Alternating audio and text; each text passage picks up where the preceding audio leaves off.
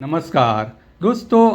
Adenium के flowers जितने दिखने में सुंदर होते हैं इतना ही इस प्लांट को मेंटेन करना भी ज़रूरी है। आज मैं आपको रॉटिंग क्या है और इसे कैसे मेंटेन करते हैं वो दिखाऊंगा।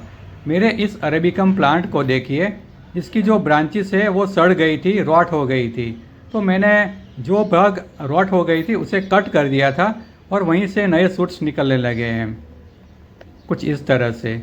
इसी तरह मेरे एक और एडेनियम प्लांट के साइड में से इसकी जो स्किन है वो ख़राब हो गई थी, सड़ गई थी, तो मैं इसे भी निकाल दूंगा, तो ये भी अच्छे से मेंटेन हो जाएगा।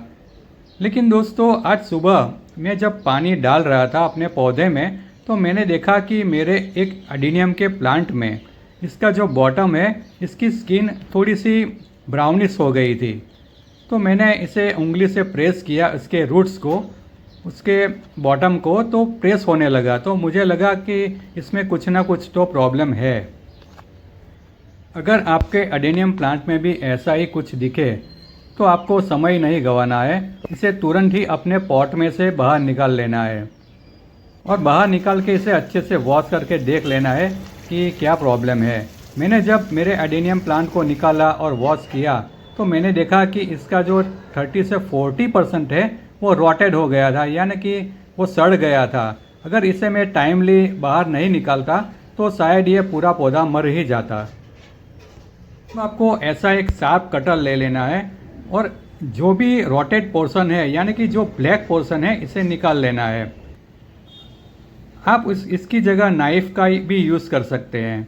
दोस्तों, कुछ इस तरह से इसका जो रॉटेड पोर्शन है वो निकाल देना है। आप देख सकते हैं, ये जब तक ये वाइट पोर्शन आए तब तक इसे कट करना है।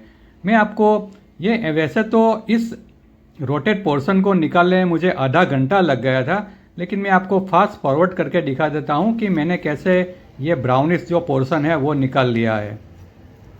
तो आपको जितना भी ब्राउन या फिर ब्लैक कलर का पोर्शन दिखे बॉटम में, वो सभी आपको निकाल लेना है। दोस्तों, आप सोचेंगे कि ऐसा करने से प्लांट मर तो नहीं जाएगा। दोस्तों, बिल्कुल नहीं मरेगा। मैं आपको पूरा प्रोसीजर अच्छे से समझा देता हूँ। तो मैंने इस एडेनियम प्लांट के बॉटम में से सभी जो ब्लैक पोर्शन, ब्लैक और ब्राउन पोर्शन था, वो निकाल दिया है। प्लांट्स में अगर कोई बिन जरूरी रूट्स आपको लगे या फिर थोड़ा सा भी ब्लैक पोर्शन हो तो इसे कट कर दीजिएगा। कट करने के बाद आपको अच्छे से इसके जो बॉटम है इसे वॉश कर देना है ताकि कोई इम्प्योरिटी ना रहे। ज़रा सा भी अगर कोई ब्लैक पोर्शन रह गया तो फिर से ये प्लांट 1-2 साल में रोटेड हो जाएगा। आपको अच्छे से क्लीन करके क्लीन होने के बाद इस पर कोई भी अच्छा सा फंगीसाइड पाउडर लगा देना है ताकि इस पर दोबारा फंगस ना लगे। और इसे अपने बंद रूम में कुछ इस तरह से हैंग कर देना है। दोस्तों, अभी समर का सीज़न है तो 1 से 2 दिन तक ही इसे हैंग करना है, नहींतर ये प्लांट पूरा ही ड्राई हो जाएगा। आप देख सकते हैं 2 दिन के बाद मेरा ये एडेनियम का प्लांट है वो टोटली ड्राई हो गया है और जो ख़राब पोर्शन था वो भी सूख गया है। तो ये दोबारा रोटेट नहीं होगा, इसके पत्ते भी सभी जड़ गए हैं। 2 दिन के बाद अब मैं इस एडेनियम प्लांट को रिपोर्ट कर दूंगा। तो रिपोर्टिंग के लिए मैंने 8 इंच का एक गमला लिया है प्लास्टिक का, जिसके बॉटम में ऐसे 2 बड़े बड़े होल है जिससे कि पानी बहुत ही अच्छे से ड्रेन हो जाएगा। दोस्तों, इस पॉट में मेरे घर में एक मटका था, वो टूट गया था।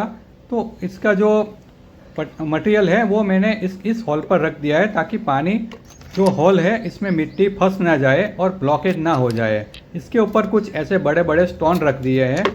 इसके बाद मैंने इसमें मिट्टी, रेती, वर्मी कंपोस्ट और आपके पास जो भी हल्का सा मटेरियल है वो डाल दीजिए और इस गमले को पूरा भर दीजिए।